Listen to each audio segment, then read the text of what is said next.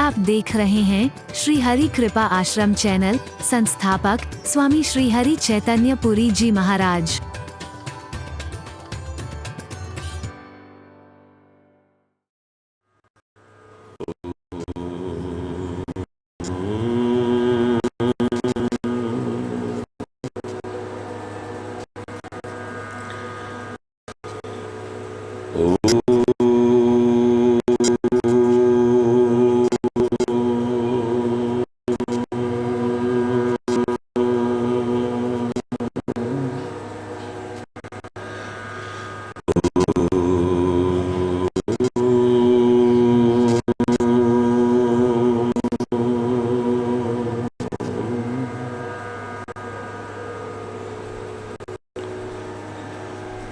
सर्वे भवन्तु सुखिनः, सर्वे सन्तु निरामयः, सर्वे भद्राणि पश्यन्तु, मा कश्चित् दुःखभाग् भवेत्। ॐ शान्ति शान्ति शान्ति।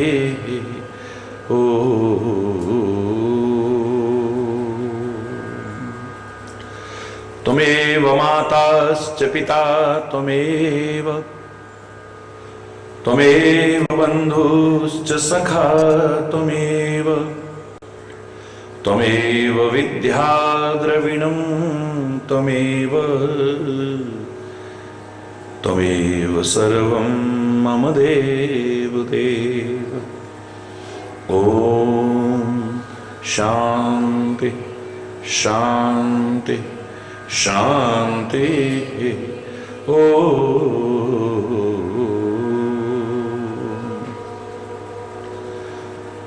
ध्यानमूलं गुरुर्मूर्ति, पूजामूलं गुरुपदं,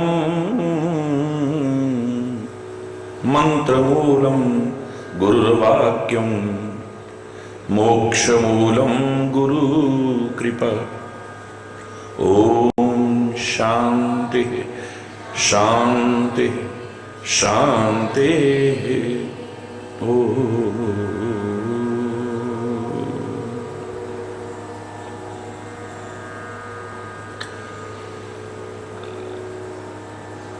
तेरी महिमा हरि है न्यारी न्यारी, बड़ी प्यारी प्यारी हरि हरि। जय जय नारायण नारायण हरि हरि, नारायण नारायण हरि हरि। तेरी लीला तेरी महिमा हरि है न्यारी न्यारी, बड़ी प्यारी प्यारी हरि हरि। जय जय नारायण नारायण हरि हरि, नारायण नारायण हरि हरि। जय जय नारायण नारायण नारायण हरि हरि, नारायण नारायण हरि हरि, नारायण नारायण हरि हरि। जय नारायण नारायण हरि हरि। जय जय तेरी लीला तेरी महिमा हरि है न्यारी न्यारी, बड़ी प्यारी प्यारी हरि हरि। जय जय नारायण नारायण हरि हरि, नारायण नारायण हरि हरि। हम आए शरण तिहारी हरि,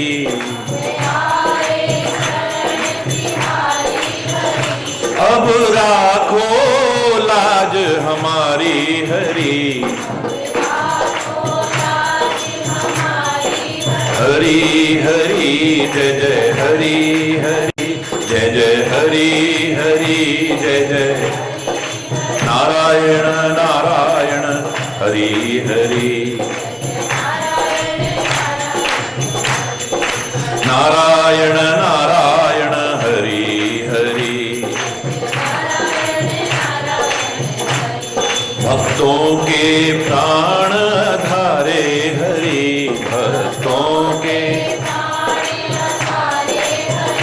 सारे जग के परम सहारे हरि सारे जग के परम सहारे हरि हरि जय जय जय जय हरि हरि जय जय नारायण नारायण हरि हरि जय जय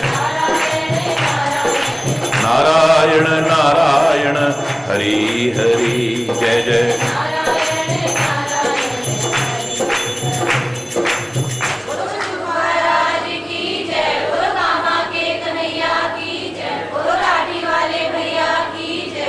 हरि बोल हरि बोल हरि बोल।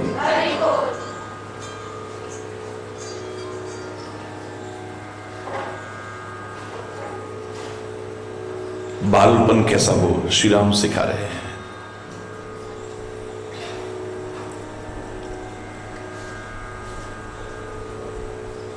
मैंने आपसे कहा कि माँ बाप बच्चों को सिखाना चाहें, शिक्षक विद्यार्थियों को सिखाना चाहे, संत समाज को सिखाना चाहे, गुरु शिष्य को सिखाना चाहे, परमात्मा अवतार धारण करके इस धरा पर सारे धरा के जीवों को सिखाना चाहे, या कोई भी किसी को भी सिखाना चाहे, जो सिखाना चाहते हैं अगर हमारे स्वयं के आचरण में न हुआ तो उसका दूरगामी और चिरस्थायी प्रभाव पड़ने वाला नहीं। महापुरुषों ने पहले अपने आचरण में उतारा, तब उसका संदेश देने की कोशिश की है, इसलिए वो अनुकरणीय है, अनुसरणीय है। अगर वो प्यार का संदेश देते हैं तो सबसे प्यार करते हैं। आज उनके नाम पर लोग लड़ते हैं, ये मेरे गुरु हैं, ये मेरे गुरु हैं, ये तुम्हारे गुरु हैं, ये तुम्हारे गुरु हैं, ये हमारे संत हैं, ये तुम्हारे संत हैं।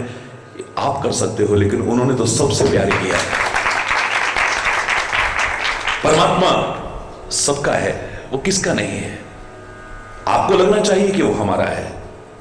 मैंने कल भी इशारा किया कि आप अगर कहते हैं कि मेरे तो गिरधर गोपाल दूसरों न कोई, मेरा तो वही है बस, इसमें कोई बुराई नहीं है, लेकिन तेरा कोई और नहीं है, यह कहना एक अपराध बन जाता है। मेरे तो ही है लेकिन तेरे तो सब हैं, तू किसका नहीं है या तेरा कौन नहीं है।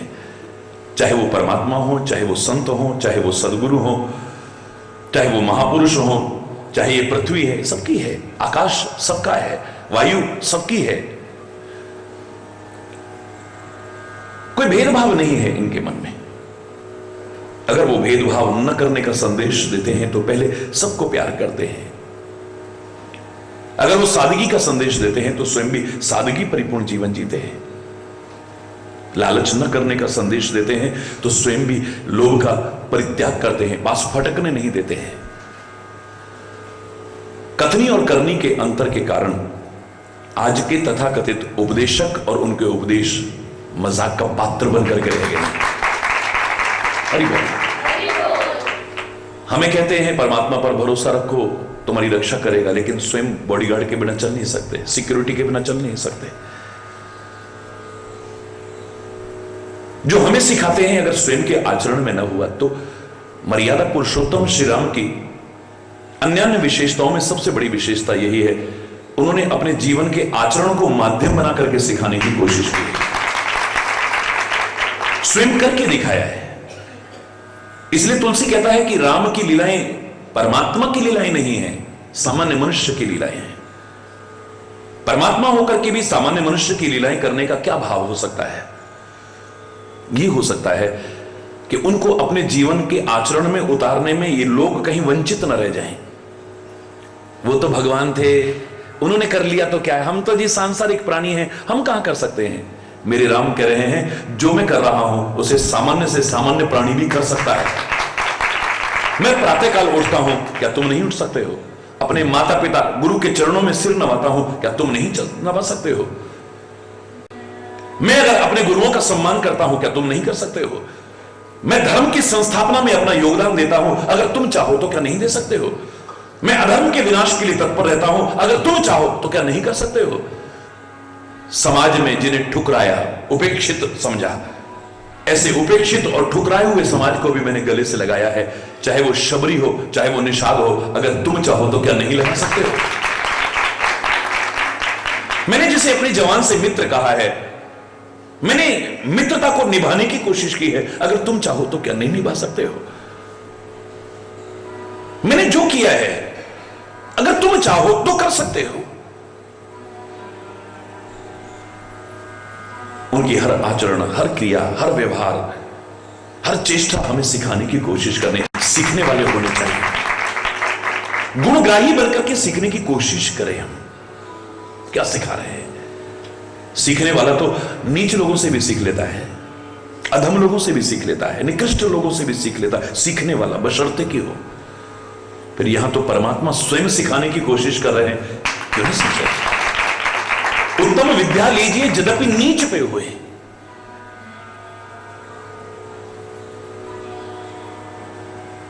उत्कृष्टता तो अगर निकृष्ट व्यक्ति से भी मिलती है तो लेने में क्या संकोच है? आपकी निगाह में जो कीमती चीज है, वो सोना, वो चांदी, वो हीरा, गंदगी में भी गिर जाए, जिसे तुम देखने में भी नफरत करोगे, उसमें हाथ डालने में भी संकोच नहीं करोगे, निकाल लोगे वहां से भी। प्रतीक्षा नहीं करोगे कोई सफाई कर्मी आए तो वो निकालेगा, तब तक नीचे न चली जाए कहीं। आपकी निगाह में जो कीमती चीज है उसे गंदगी में भी नहीं छोड़ते हो, तो ज्ञान से, सद्विचार से कीमती और क्या हो सकता है? शिक्षाओं से कीमती क्या हो सकता है? जहां से मिले लेने में संकोच नहीं होना चाहिए। मेरे से लोग पूछा करते थे भारत पद यात्रा के दौरान, छोटी सी अवस्था को देख करके, कि आपने कहां से सीखा इतना? शरीर की अवस्था बहुत छोटी थी।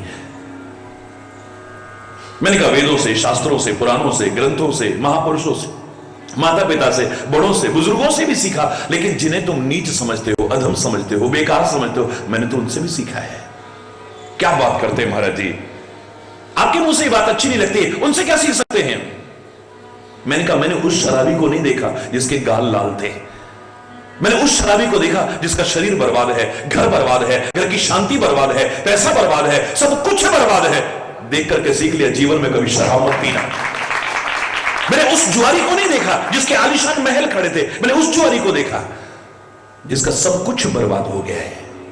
सीख लिया जीवन में कभी जुआ मत खेलना।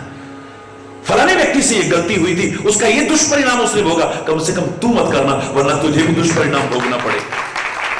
तुम अपनी गलतियों से सीख सकते हो, औरों की गलतियों से सीख सकते हो, गलत लोगों से भी सीख सकते हो, और न सीखना चाहो तो भगवान भी तुम्हारे सामने खड़े हो, दुर्योधन की तरह तुम नहीं सीख पाओगे।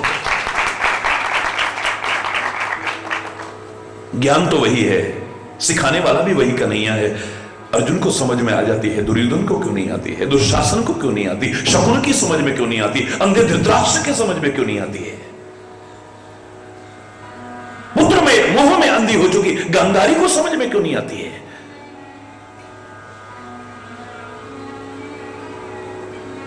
गुण ग्राहक बनो, गुण ग्राहक। सज्जनों की विशेषता यही बताई है, मधुकर सरिस संत गुणग्राही। संत भौरे और मधुमक्खी की तरह बन जाता है। वो नहीं देखता कि गुलाब का फूल है या कमल का फूल है या सरसों का फूल है, जहां से रस मिले ले लेता है। जरा जरा सा ले करके भी एक दिन इतना रस इकट्ठा कर लेता है। हां, यहां तक सीखना, आगे संचय की प्रवृत्ति मत सीखना, वरना इकट्ठा तुम करोगे, तोड़ करके कोई और ले जाएगा। हरि बोल, जोर से बोलो। जो अच्छाई मिलती है उससे सीखो।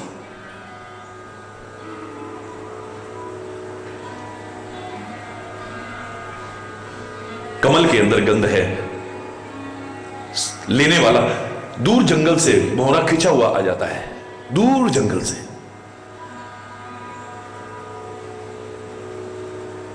कमल की गंध में ऐसा आकर्षित हो जाता है कि उसे पता ही नहीं लगता है बैठे बैठे कब शाम हुई, कमल की पंखुड़ियां बंद हो जाती हैं। लकड़ी में छेद करने की सामर्थ्य है भौरे में, लेकिन उसकी खुशबू का आनंद वो जानता है। कमल की कोमल पंखुड़ियों को नहीं काट पाता है, अपनी जान तक कुर्बान कर देता है।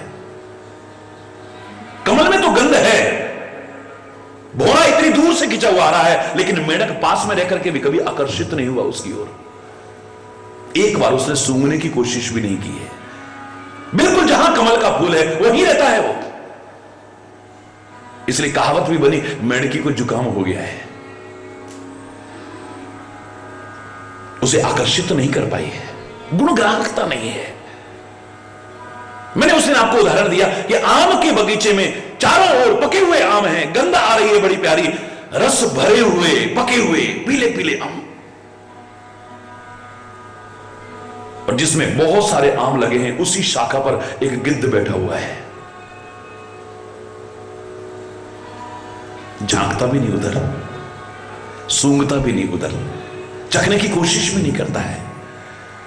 बैठा इतने रसीले आमों के पास है, लेकिन उसका ध्यान 1.5-2 किलोमीटर दूर जो मरा हुआ जानवर है उसकी ओर है, उसको नोच नोच के खाने को तत्पर है। हरि बोला। उसी शाखा पर एक कौवा भी बैठा हुआ है, लेकिन उसका आम की तरफ ध्यान नहीं है। उस पर जो चींटे चल रहे हैं, कीड़े चल रहे हैं, उनको उठा उठा के खा रहा है। उसी आम की शाखा पर एक तोता भी बैठा हुआ है, जो चखता है, उसे मिठास लगती है, रसीला लगता है, अच्छा लगता है, छोड़ देता है, इसे और लोग भी खाए। तोते का चखा हुआ आम बहुत मीठा निकलता है।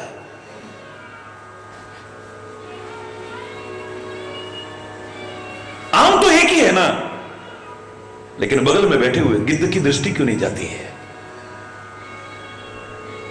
वो उसके रस के लिए क्यों लालायित नहीं रहता है? कौवे को आकर्षित क्यों नहीं कर पाती है वो?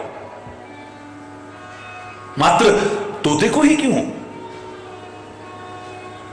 कहां पर क्या है इतना महत्वपूर्ण नहीं है, पर तुम कैसे गुण ग्राहक हो ये ज्यादा महत्वपूर्ण है।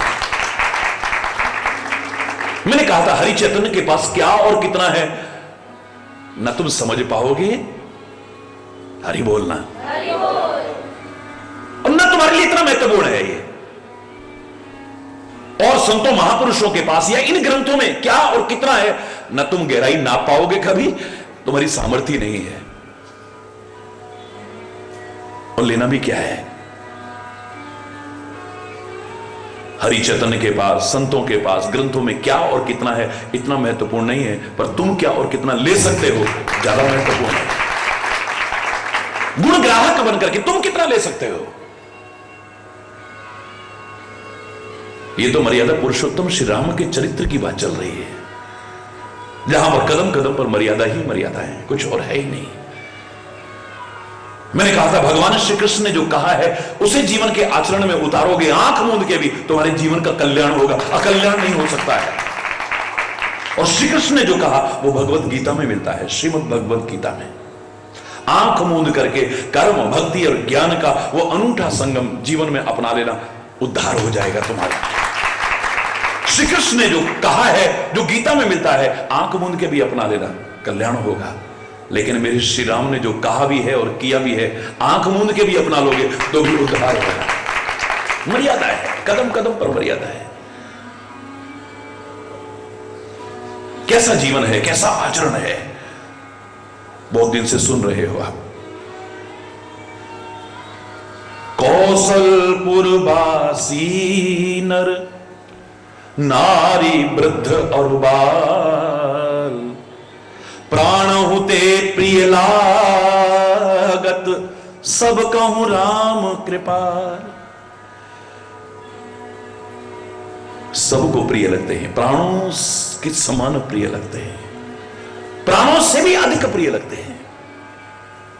नर नारी, बाल, युवा, वृद्ध सबको अच्छे लगते हैं। एक व्यक्ति सबको संतुष्ट नहीं कर सकता है, एक व्यक्ति सबको प्रिय नहीं लग सकता है। एक व्यक्ति सबके सम्मान का अधिकारी नहीं बन सकता, चाहे भगवान भी क्यों ना हो। तुम भी अगर सोचते हो कि हर कोई हमें प्यार करेगा, हर कोई हमसे संतुष्ट हो जाएगा और हर कोई हमारा सम्मान करेगा, मूर्खतापूर्ण चिंतन है तुम्हारा। एक व्यक्ति का सारी दुनिया ने एक साथ न कभी सम्मान किया था, न कभी कर पाएगा। एक साथ एक व्यक्ति से हर कोई संतुष्ट हुआ हो, न हुआ था, न हो रहा है, न आगे हो पाएगा कभी।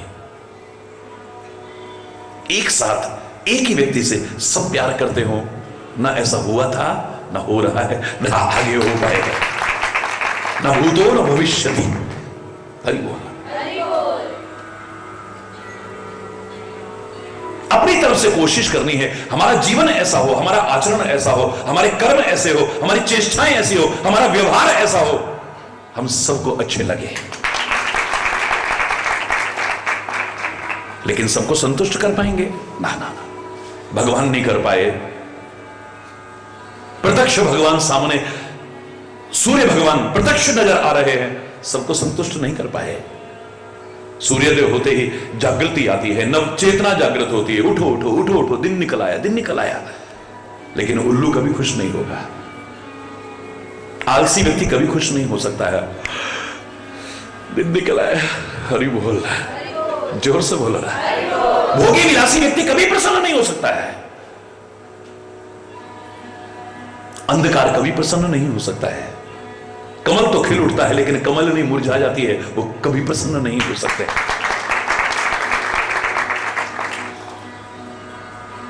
मेघ देखते ही, घनश्याम देखते ही मयूर नाच उठता है। मैंने परसों आपसे कहा, क्योंकि उसका कोई स्वार्थ नहीं है, वो बरसे न बरसे उसको कोई फर्क नहीं पड़ता है। बस बादल देख करके, घनश्याम देखते ही नाचना शुरू कर देता है। वो ऐसा नहीं कि नहीं, अगर बरसेंगे तो उदास हो जाता है, या बरस जाएंगे तो बड़ा खुश हो जाता है, कुछ नहीं, बस घनश्याम देख करके, उनको देख करके खुश होता है। हमारे स्वार्थ होते हैं, इसलिए सब लोग बादलों से खुश नहीं हो सकते।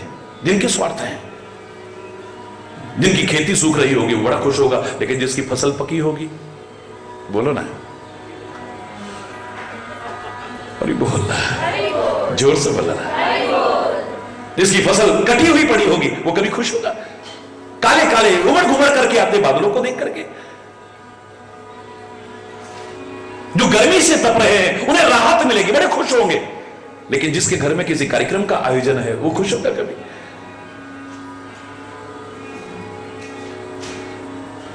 जिसका निर्माण कार्य चल रहा है और आज लेंटर पड़ने वाला है, भगवान हरि बोलना।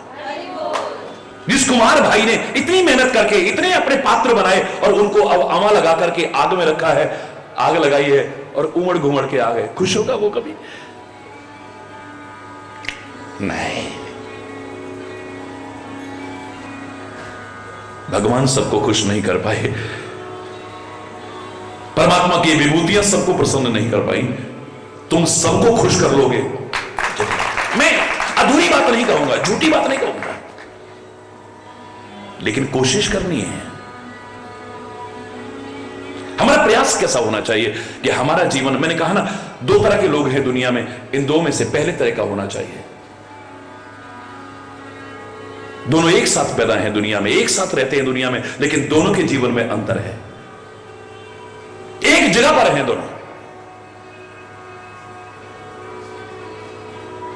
कमल भी और जोंक भी, हरि बोलना, गुलाब भी और कांटा भी एक जगह पे हैं दोनों, एक साथ पैदा हुए हैं, साथ साथ रहते हैं, लेकिन कितना जीवन में फर्क है।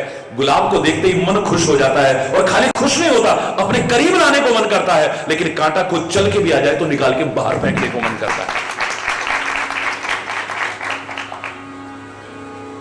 पैर कीचड़ में सन जाए पर कमल को देख के मन खुश ही नहीं होता, अपने पास लाने को मन करता है। लेकिन जोंक या कीचड़ खुद आके भी लग जाए, कोई खुश नहीं होगा, उसे दूर करने को मन करता है। दो ही तरह के लोग हैं। मैंने तो आपको यह कहने में भी संकोच नहीं किया कि कई बार ऐसा लगता है कि संत भी दुखदाई हैं और असंत भी दुखदाई है। बस जो फर्क है उसे समझ लेना। दुष्ट व्यक्ति मिलता है तो दुख होता है, और संत बिछुड़ता है तो दुख होता है।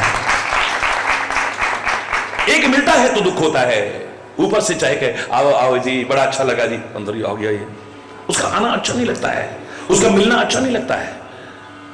एक का मिलना अच्छा नहीं लगता है, एक का बिछुड़ना अच्छा नहीं लगता। मिलत एक दारुण दुख दे ही और बिछुड़त एक प्राण हर ले। एक बिछुड़ता है तो ऐसे लगता है हमारी जान ही जा रही है, काश ये हमारे पास और रहता और रहता और रहता। हरि बोलना, गुलाब जैसा जीवन बनाना, कांटे जैसा जीवन मत बनाना, कमल जैसा जीवन बनाना, जोक जैसा दूसरों का खून पीने वाला मत बनना। कम से कम कोई खुश नहीं होगा तुम्हें देख करके। कोशिश है हमारी ऐसे जीवन की कि सब देख करके खुश हो जाएं और हमें अपना बनाने की सोचें, मजा आता है। हमारे बिछुड़ने पर लोगों को लगे कि हमारी जान ही जा रही है, दशरथ तो प्राण ही त्याग देता है। अवधवासी अपने प्रेम को धिक्कारते हैं कि हमसे तो मछली अच्छी है, जो कहती है पानी से प्यार करती हूं, तो पानी से अलग होते ही तड़प तड़प के प्राण त्याग देती है। और हम कहते हैं राम से प्यार करते हैं, और राम के अलग होते ही हमारे प्राण क्यों नहीं निकल गए। धिक्कारते हैं, अपने प्रेम को धिक्कारते हैं। हरि बोलना, प्राण होते प्रिय लाग ही सब कहूं राम, सबको अच्छे लगते हैं। यहां सबकी जो कैटेगरी है, यहां सज्जनों की चर्चा है, दुर्जनों को कभी अच्छा नहीं लगेगा। हरि बोलना,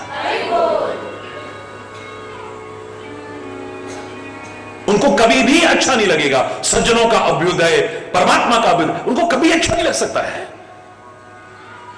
परमात्मा श्री कृष्ण का अवतार हुआ है, ब्रजवासी आनंद मग्न है, सब लोग हर्षित है। क्या कंस खुश होगा? बोलो ना। क्या पूतना प्रसन्न होगी? क्या अघासुर प्रसन्न होगा? क्या बकासुर प्रसन्न होगा? ये सारे राक्षस प्रसन्न होंगे कभी?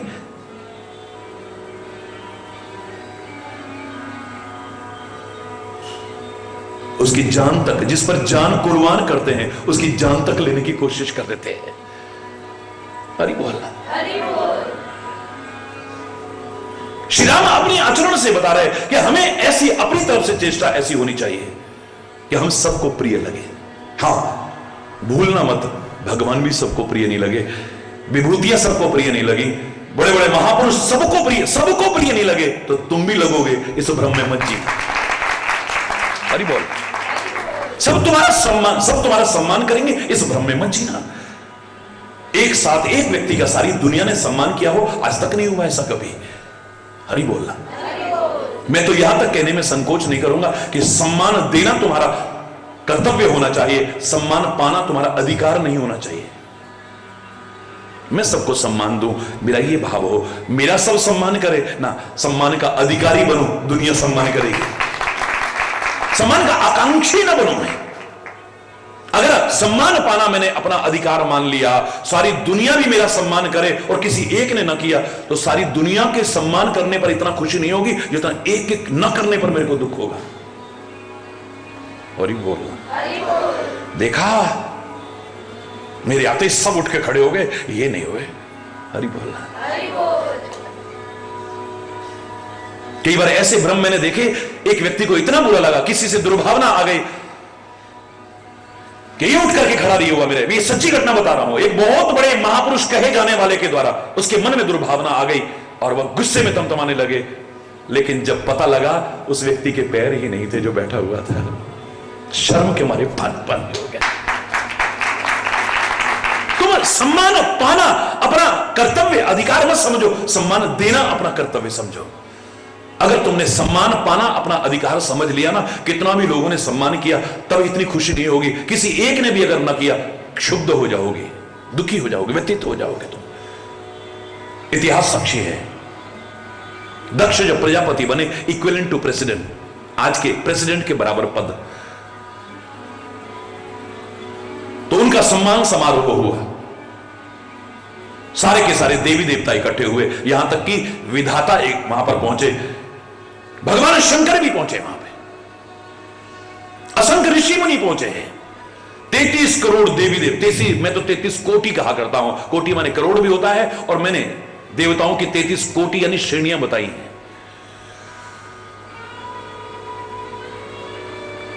33 कोटि देवी देवता, सारी सृष्टि को पैदा करने वाला ब्रह्मा, असंख्य ऋषि मुनि, जैसे ही दक्ष प्रवेश करता है सब उठ करके खड़े हो गए। उठ करके खड़ा होना भारतीय संस्कृति में सम्मान का परिचायक है। अपने से बड़े जब आ जाते हैं, हमारे सम्माननीय जन जब आते हैं, चाहे कक्षा में अध्यापक आ जाएं, सभा में कोई बड़े लोग आ जाएं, प्रवचन स्थल पर संत महापुरुष पधारे, उठ करके खड़ा होना एक भारतीय संस्कृति की परंपरा है, एक रीति है, सम्मान का परिचायक है ये। सब खड़े हो गए, एक शंकर जी नहीं खड़े हुए। हरि बोलना। 33 कोटि देवी देवताओं, सारी सृष्टि को पैदा करने वाले ब्रह्मा, असंख्य ऋषि मुनियों के द्वारा दिए जाने वाले सम्मान से इतनी प्रसन्नता नहीं हुई जितना कि शंकर के खड़े न होने से क्षोभपन में बदले की भावना आ गई। कब मौका मिले तो मैं भी इसका अपमान करके दिखाऊं। बदले की आग में जलने लगा। दर्शक यहां जब यज्ञ हुआ है, आपके सामने है स्थिति। सती ने ऐसी स्थिति वहां पर पैदा क्यों की? क्योंकि देखा कि शंकर का अपमान, किसी के अपमान करने से किसी का अपमान नहीं होता, किसी के मान करने से किसी का मान नहीं होता। ये तो हम अपना परिचय देने की कोशिश करते हैं, अपना व्यक्तित्व का परिचय देते हैं, हमारे कैसे संस्कार हैं, हमारे कैसे भाव हैं, हमारा कैसा चिंतन है। किसी की निंदा करके, किसी की प्रशंसा करके, किसी को सम्मान दे करके, किसी का अपमान, हम अपना परिचय देते हैं, सामने वाले का परिचय नहीं देते हैं। कई बार सूर्य की ओर भी थूकने की कोशिश करते हैं मूर्ख, वो नहीं जानते कि थूक अपने मुख पर ही आएगी। हरि बोलना। ऊंचे ऊंचे व्यक्तित्व पर भी कई बार उंगलियां उठा देते हैं, होता क्या है, वो अपने ऊपर ही आता है, वहां तक नहीं पहुंचेगा। किसी के सम्मान करने से किसी का सम्मान बढ़ नहीं जाता, किसी के अपमान करने से किसी का मान कम नहीं हो जाता। बस हम अपना परिचय देने की कोशिश, अपने व्यक्तित्व का परिचय देते हैं। हरि बोल।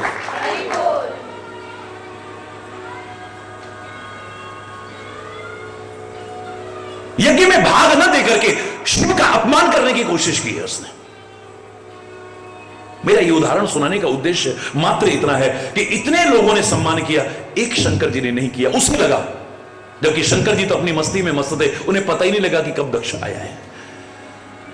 उनका उद्देश्य कोई अपमान करना नहीं था, लेकिन उसे लगा ऐसा। हरि बोलना, जोर से बोलो ना। सबको तुम प्रिय लगोगे, इस भ्रम में मत रहना, पर कोशिश तो करनी है हमें।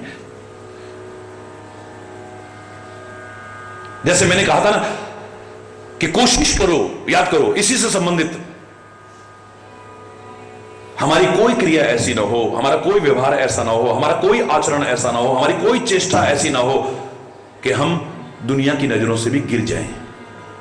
लेकिन दुनिया का अपना अपना नजरिया है, अपनी अपनी सोच है, अपनी अपनी सोच है। ये तो मर्यादा पुरुषोत्तम को भी कह देगी, ले काय के मर्यादा पुरुषोत्तम बाली को चुपके मार दिया, काय के मर्यादा पुरुषोत्तम गर्भवती सीता को जंगलों में भटकने को छोड़ दिया, काय के मर्यादा पुरुषोत्तम। हरि बोल। जिसकी दोष दृष्टि बन गई है वो परमात्मा से भी दोष निकाल दे तो वो बहुत बड़ी बात नहीं है। आंख पर जब काला चश्मा लग जाता है ना, सामने कितने भी सफेद वस्त्र वाला बैठा हो, फिर वो काला ही नजर आता है, सफेद नजर नहीं आता है। हरि बोल।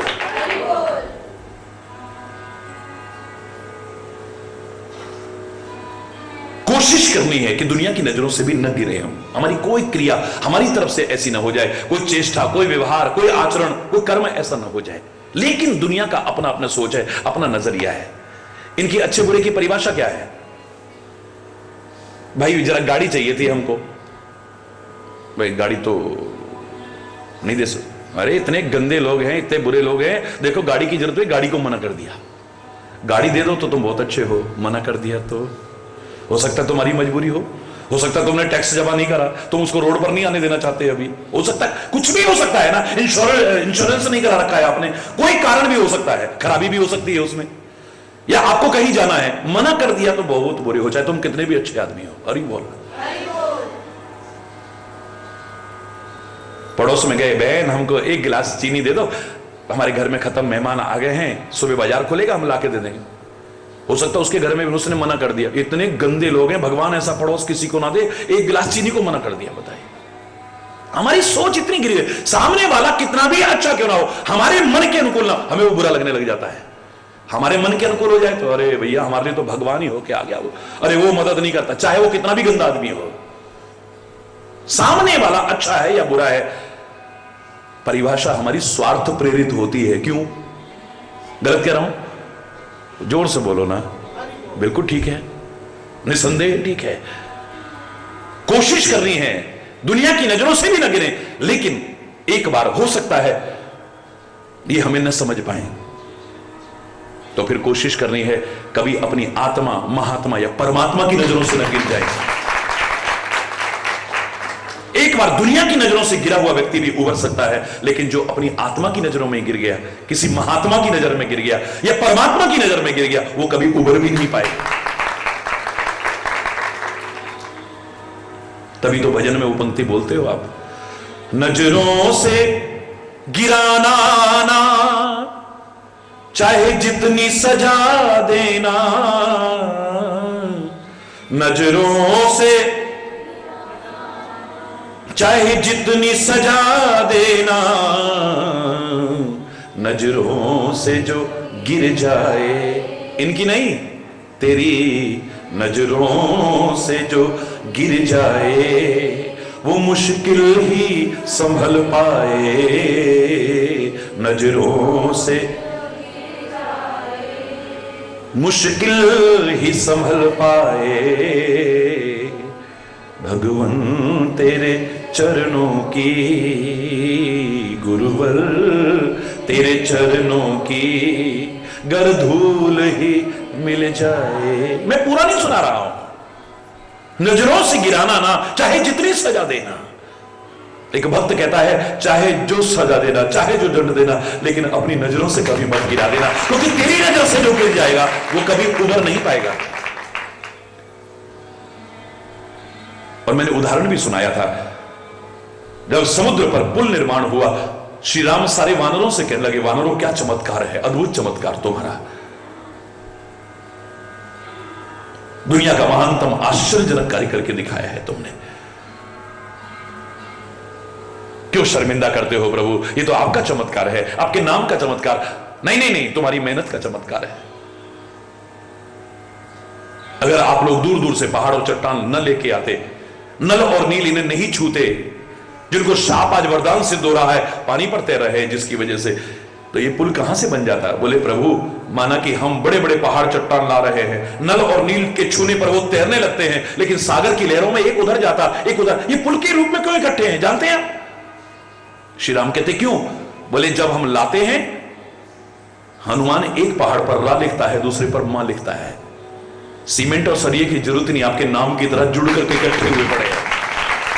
ये आपके नाम का प्रताप है।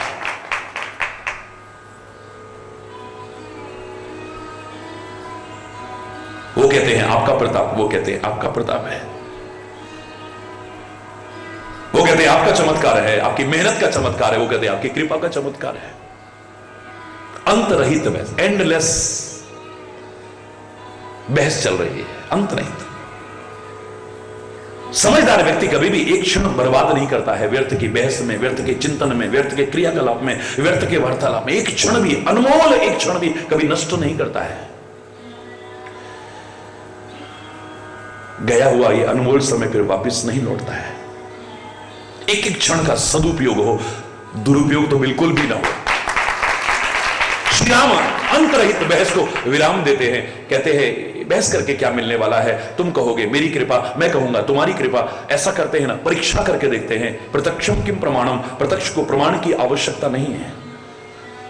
हाँ प्रभु, भगवान ने एक छोटा सा कंकड़ उठाया, कहने लगे मैं इसे फेंकता हूं सागर में, अगर मेरे फेंकने के बाद ये तैर गया, मैं कहूंगा मेरी शक्ति है, वरना तो मानना पड़ेगा कि तुम्हारी इतने बड़े बड़े पहाड़ चट्टान तैर रहे हैं तो तुम्हारी शक्ति है। हाँ हाँ प्रभु, करके देख लो।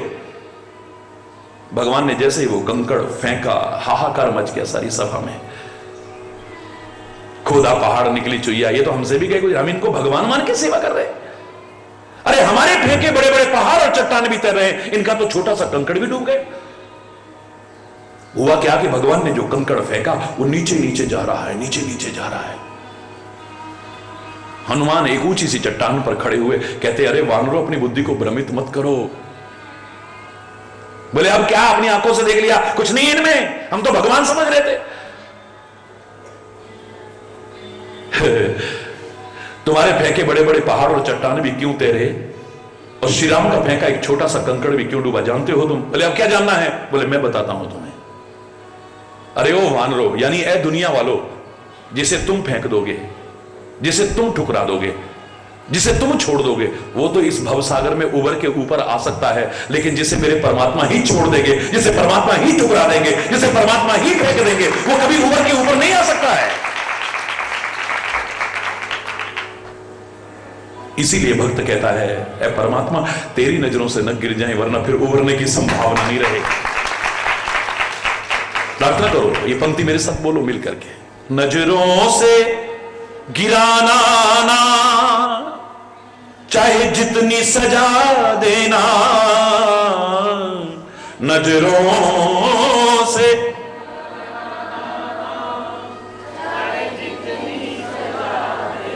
नजरों से जो गिर जाए, दुनिया की नहीं, तेरी नजरों से जो गिर जाए, वो मुश्किल ही संभल पाए। नजरों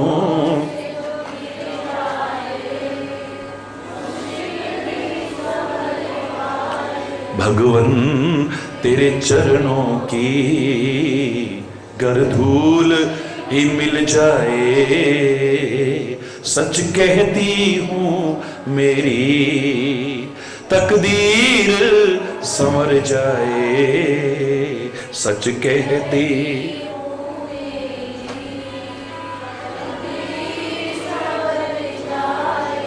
हाँ, श्री राम प्राणों से भी अधिक प्रिय लगते हैं सबको। हम भी जीवन ऐसा बनाएं उन सज्जनों की तरह, जरा कहीं से बिछुड़े तो लोगों लगे हमारी जान जा रही है। इन चरित्रों को पढ़ने का उद्देश्य क्या है? इनको सुनने और सुनाने का उद्देश्य क्या है? यहां जो अच्छाइयां नजर आए वो हमारे जीवन में हो। मैंने कहा था आपसे, संत महापुरुष मेरे सदगुरु ये ग्रंथ दर्पण की तरह होते हैं, तुम्हें शक्ल दिखाते हैं तुम्हारी।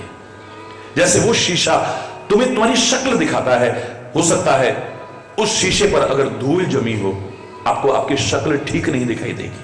हरि बोलना।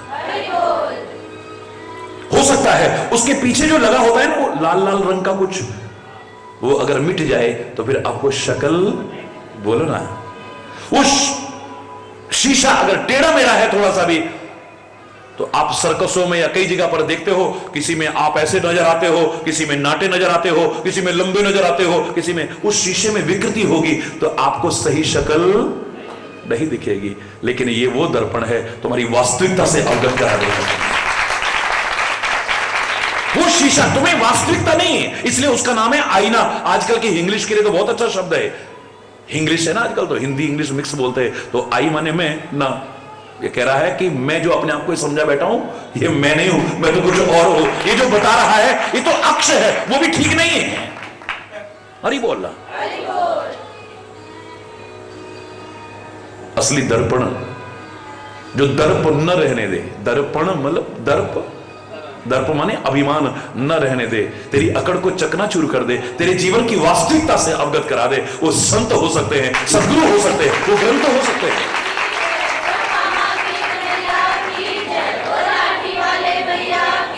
क्या कहा था? किसी ने मेरे से प्रश्न किया था कि रामचरितमानस क्या है। प्रश्नोत्तर कार्यक्रम जो देखते थे उन्होंने सुना था वो, मैंने इतना ही कहा था, और क्या बताऊं, दर्पण है ये। इसमें 7 कांड हैं, तेरे चेहरे पर 7 द्वार हैं, छिद्र है, तेरी 2 आंखें हैं, 2 कान हैं, 4, 2 नासिका छिद्र, 6 और 1 ये छिद्र, कितने हैं?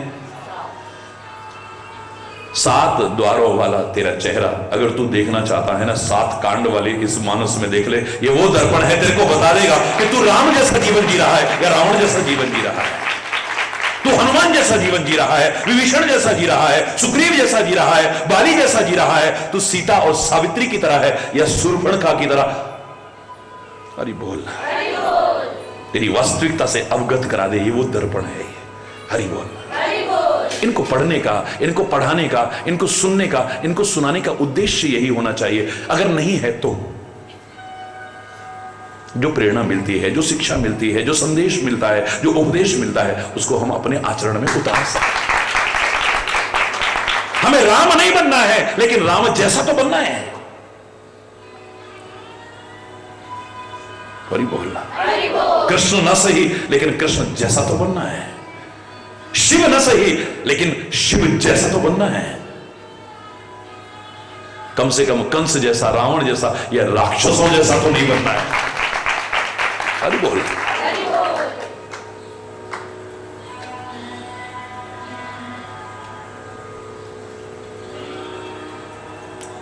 बालपन को माध्यम बनाकर के कितनी प्यारी प्यारी शिक्षा दे गए हैं।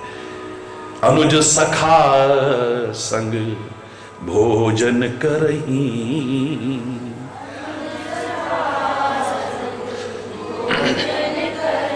मातु पिता आज्ञा अनुसरही, मातु पिता। एक एक शब्द पर सारी जिंदगी में अगर विचार किया जाए तो अधूरा लगता है। गूढ़ रहस्य छुपे हुए हैं हमारे जीवन को सही दिशा देने के लिए, हमारे परिवारों में सुख शांति बहाल करने के लिए, कलह कलेश मनमुटाव अशांति कटुता को दूर करने के लिए। लगता है जैसे संकल्प सा हो गया है, भोजन करना ही नहीं अगर सब भाई मिलकर के नहीं करेंगे तो। अपने मित्रों और भाइयों के साथ बैठ करके भोजन करते हैं, चाहे वो सुबह का जलपान हो, स्वल्पाहार हो, चाहे दोपहर का भोजन हो, चाहे रात्रि का भोजन हो। हरि बोल। क्या हो जाएगा साथ बैठ करके खाने से? क्या नहीं हो जाएगा? कितनी बातें ऐसी आती हैं, छोटी छोटी बातें जिनसे मन मुटाव हो जाता है। उसके रहते आप साथ बैठ के भोजन नहीं कर पाओगे। एक भोजन से दूसरे भोजन के बीच यदि आपका वो मन मुटाव दूर हो गया, तभी साथ के बैठ भोजन कर पाओगे, वरना नहीं कर पाओगे। यानी और ही बोलना।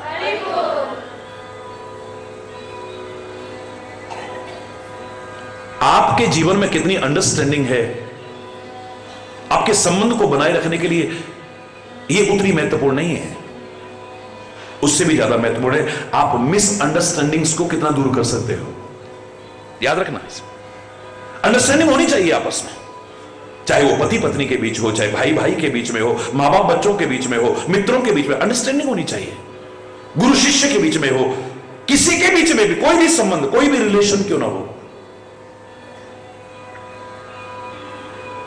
आपस में अंडरस्टैंडिंग होनी चाहिए। बड़ी अच्छी बात है, लेकिन संबंध को बरकरार रखने के लिए अंडरस्टैंडिंग से ज्यादा मिसअंडरस्टैंडिंग्स हो, यानी गलतफहमियों को आप कितना दूर कर सकते हैं, ये ज्यादा जरूरी है। बाली और सुग्रीव में, भाई भाई में बहुत प्यार है, अंडरस्टैंडिंग बहुत है, एक दूसरे को समझते हैं। मैदानों में आके ललकारा, बाली उसके पीछे भागा है, जबकि बाली समर्थ है, उसको किसी की आवश्यकता नहीं है, लेकिन सुग्रीव साथ जाता है, भाई है ना।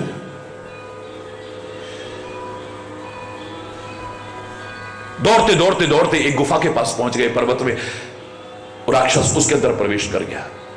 बाली भी पीछे जाने लगा, पीछे देखा तो सुग्रीव, भैया तू क्यों आया? बोले नहीं भैया, मैं आपको अकेले नहीं छोड़ूंगा, ऐसा करो गुफा के द्वार पर रहो, 15 दिन अगर मैं ना आऊं तो सोचना कि मैं अब जीवित नहीं हूं। हरि बोल। अंडरस्टैंडिंग बहुत अच्छी है इनकी आपस में, लेकिन मिसअंडरस्टैंडिंग पैदा हो गई, दुश्मन हो गए एक दूसरे के। 15 दिन के बाद गुफा के अंदर से एक रक्त की धारा निकलती है, बाली नहीं निकलता है। इसे लगा कि मेरा भाई मर गया है, और क्योंकि भाई ने कहा था 15 दिन अगर मैं नहीं लौटता हूं तो समझ लेना कि मैं जीवित नहीं हूं। मेरे भाई को मार करके राक्षस आकर के मेरे नगर पर कहीं धावा ना बोल दे। बेचारा क्या करता है, गुफा के द्वार पर एक शिला रख करके और वापिस नगर में रोता बिलखता आ जाता। बड़ा प्यार है इसका, भाई की याद में तड़पता हुआ वापिस आ जाता है, सारा रो रो करके हाल सुनाता है। मंत्रियों ने कहा अगर सिंहासन खाली रहा शत्रु आक्रमण कर सकता है, आपको सिंहासन पर बैठना चाहिए। बोले नहीं, मैं भाई के दुख में इतना दुखी हूं, सिंहासन पर बैठने की बात कर रहे हो, मेरा तो मर जाने को मन कर रहा है। मंत्री ने पुर देखा बिन साई, मंत्रियों ने नगर को देखा बिना स्वामी के। क्या करा? जबरदस्ती सुग्रीव को सिंहासन पर बैठा दिया। अभी सिंहासन पर बैठा ही था, इतनी देर में बाली उसको मार करके लौट आया। दूर से देखा, कक्ष में घुसते ही मेरे सिंहासन पर सुग्रीव, ओहो, गलतफहमी पैदा हो गई। हरि बोल, गलतफहमी पैदा हो गई है। मैं कहूं कि गुफा के द्वार पर शिला किसने लगाई है? मैं कहूं इतना प्यार का दम भरने वाला मेरा भाई कहां गायब हो गया है, मेरी प्रतीक्षा भी नहीं कर पाया। हो, इतिहास साक्षी है, इतना मारा सुग्रीव को, उसने पत्नी, उसका सर्वस्व हरण कर लिया और भगा दिया उसे। दुश्मन हो गए एक दूसरे के। वो भाई जो आपस में इतना प्यार करते थे, ये काहे के कारण हुआ? गलत फहमी के कारण हुआ। आधे से ज्यादा रिश्ते हमारे खराब होते हैं काहे के कारण? गलत फहमियों के कारण। आधे से ज्यादा जो कटुता पैदा होती है, संबंधों की मधुरता खत्म होती है, प्यार खत्म होता है, सद्भाव खत्म होता है, श्रद्धा खत्म होती है, आस्था खत्म होती है, गलत फहमियों के कारण होती है। रिलेशन को पक्का बनाना चाहो, अंडरस्टैंडिंग होनी चाहिए, बड़ी अच्छी बात है, लेकिन उससे ज्यादा इतना है कि आप मिसअंडरस्टैंडिंग्स को कितना इग्नोर कर सकते हो, याद रखना। गलत फहमियों से कितना बच सकते हो, बहुत जरूरी है। हरि बोलना।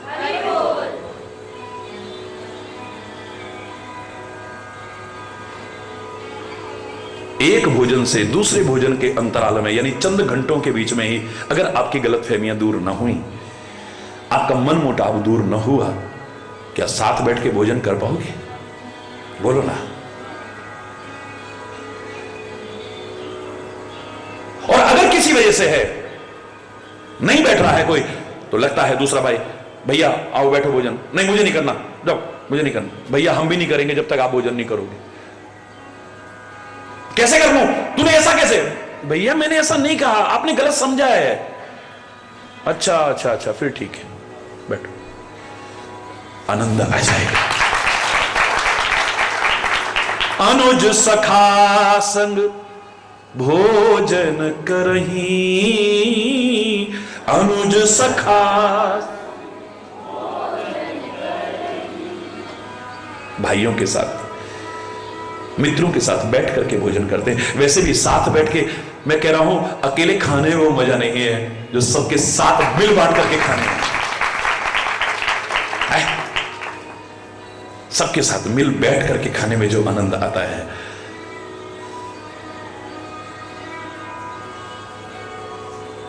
हरि बोल। कल भंडारे में जब मैं जाके वहां पंगत में जाके बैठ गया और ऐसे जाके बैठ गया तो हड़कंप मच गया सारे में, पूरी भीड़ में हड़कंप मच गया। हाय महाराज जी ना आसन है ना कुछ है ना, हमने तो थाली अंदर लगा रखी है, आप यहीं बैठ गए। हकीकत मानो, किन्हीं कारणों से आप लोग चाहे वंचित रखते हो, पर मैं खाली कह ही रहा हूं, ये हकीकत है। सबके साथ मिल बैठ करके खाने में जो आनंद है वो अकेले बैठ करके नहीं है। आप कहेंगे परमात्मा को जब भोग लगाते हैं बंद कर देते हैं, वो अकेले बिल्कुल नहीं करते हैं। वो अकेले, उनका तो प्रण है, मेरे आश्रित जीवों के अंदर जब तक कुछ नहीं पहुंच जाएगा तब तक अन्न का एक दाना भी मेरे अंदर नहीं जाएगा। तुम्हें लगता है कि पर्दा करके उनको अकेले खिला रहे हैं, नहीं। वो द्रौपदी के पात्र में से एक कण खा करके अगर 10,000 शिष्यों सहित दुर्वासा का पेट भर सकता है, जो तुम्हें नजर नहीं आ रहा है, वो सारी सृष्टि का भरण पोषण कर रहा है। रुक्मणी को तो संदेह हो गया था, बड़ा कहते थे कृष्ण, मैं जब तक सबको नहीं खिला देता हूं, मेरे आश्रित जितने जीव हैं, तब तक मैं अन्न का एक दाना भी ग्रहण नहीं करता हूं। रुक्मणी बोली, आज परीक्षा करके दिखाऊंगी। बातें तो बड़ी मारते हैं, देखती हूं। मैंने तो कभी नहीं देखा है कि सबको खिलाते हो पहले तब खाते हो। ये तो फट सबसे पहले भोग लगा लेते हैं, उसके बाद में सब खाते। हरि बोल, जोर से बोल रहा। जैसे ही भोजन परोसा गया, भगवान श्री कृष्ण ने बड़े प्यार से जल हाथ में लेकर के पंच प्राणोपासना की है।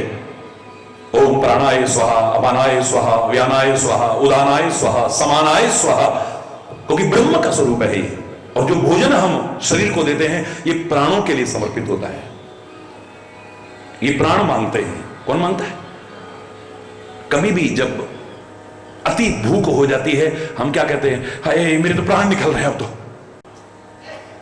ये प्राणों को बचाने के लिए है, शरीर को बचाने के लिए नहीं है। हरि बोलना। हम शरीर के पोषण में लग जाते हैं, हम प्रमुखता स्वाद को देते हैं। कैसा दिखता है ये देखते हैं, कैसा लगता है ये देखते हैं, पर इसके लिए भोजन बना है, भोजन के लिए ये नहीं बना है।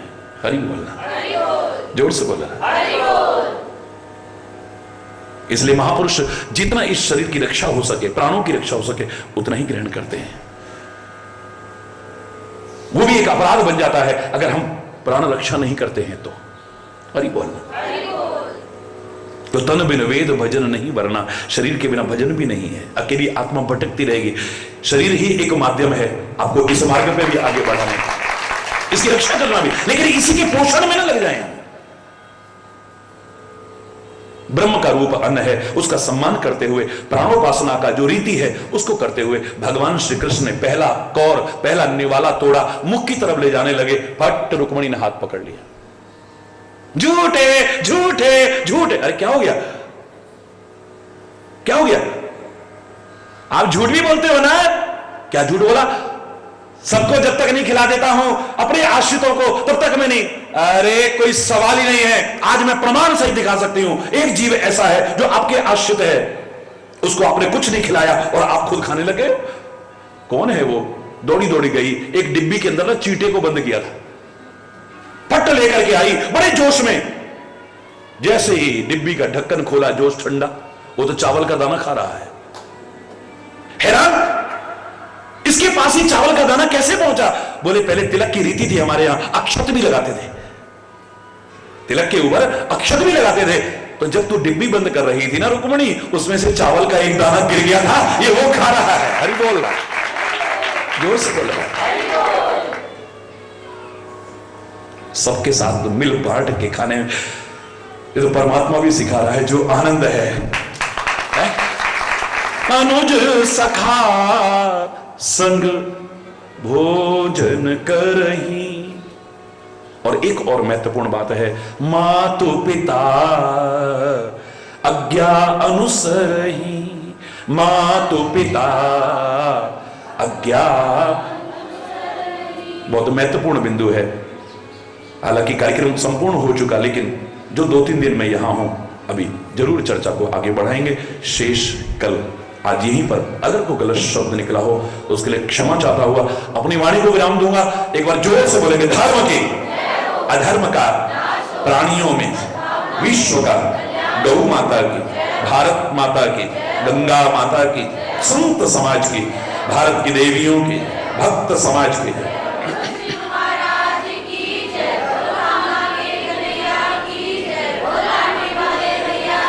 बोलो वृंदावन बिहारी लाल की जय। जय श्री राधे श्याम राम। हरि बोल, हरि बोल।